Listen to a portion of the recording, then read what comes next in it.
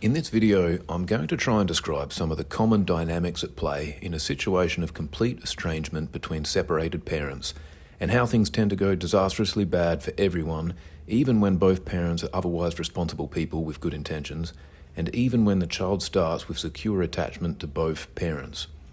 I'm describing a situation in which there is an almost complete relationship breakdown and absence of communication between parents, and where their shared child alternates custody between the two of them.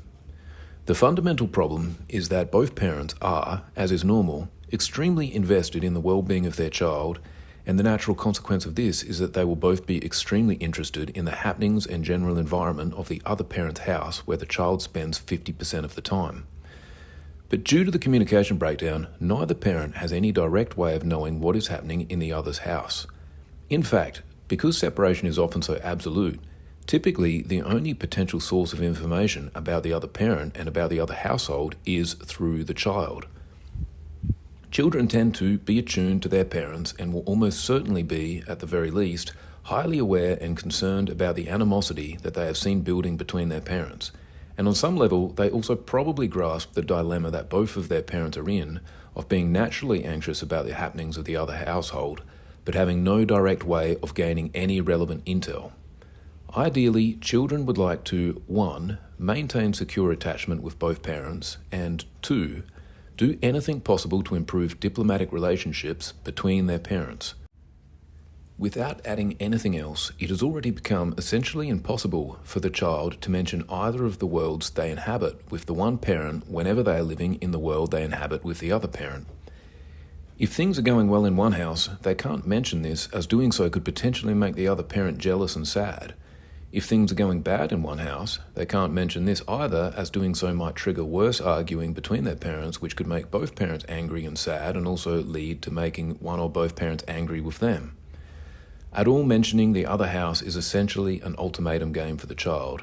They can either report upon the other parent, thus betraying them and colluding with the current parent and permanently jeopardizing their neutrality, or else they can refuse to inform and therefore risk jeopardizing their relationship with the current parent who detects their duplicity. Often children will go quiet and do their best to maintain the fragile ceasefire that exists between the two non-overlapping worlds.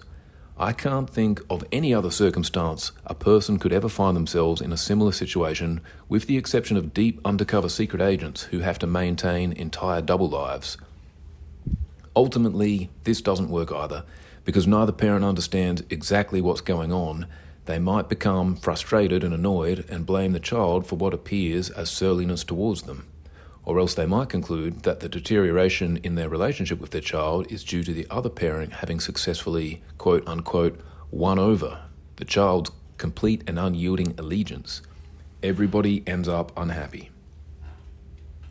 The situation I am describing doesn't happen all at once, but rather over the course of months and years, most pertinent to the child's development of personality, impacting the way they'll understand themselves and others throughout their adulthood. There's also multiplying factors at play. Baumrinn's quadrant of parenting styles is a well-known model. To avoid being too permissive, neglectful, or authoritarian, parents should be both adequately demanding and responsive to their children. In personal experience, however, I've tended to see that between any two parents, typically one is going to be better being responsive and the other one is going to be better most of the time being demanding. And this can work well as the two tendencies complement one another. But as the couple separate, these differences often become amplified, with each house now becoming, or at least perceived to having become, the overly authoritarian environment where the child has to mask all of their emotional needs, and the overly permissive household, where the child becomes unruly with the lack of discipline.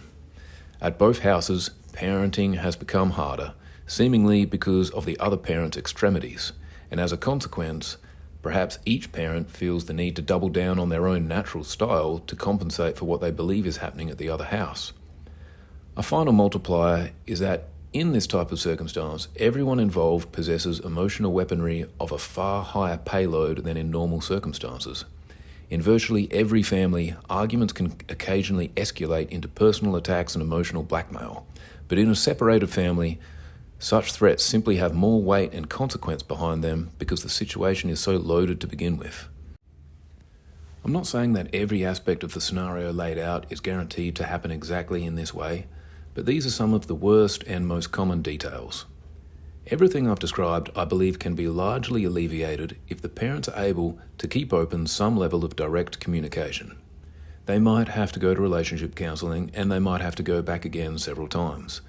Even the most basic and professionally dry strategic diplomacy will greatly alleviate the secret agent double identity role that the child has to otherwise carry.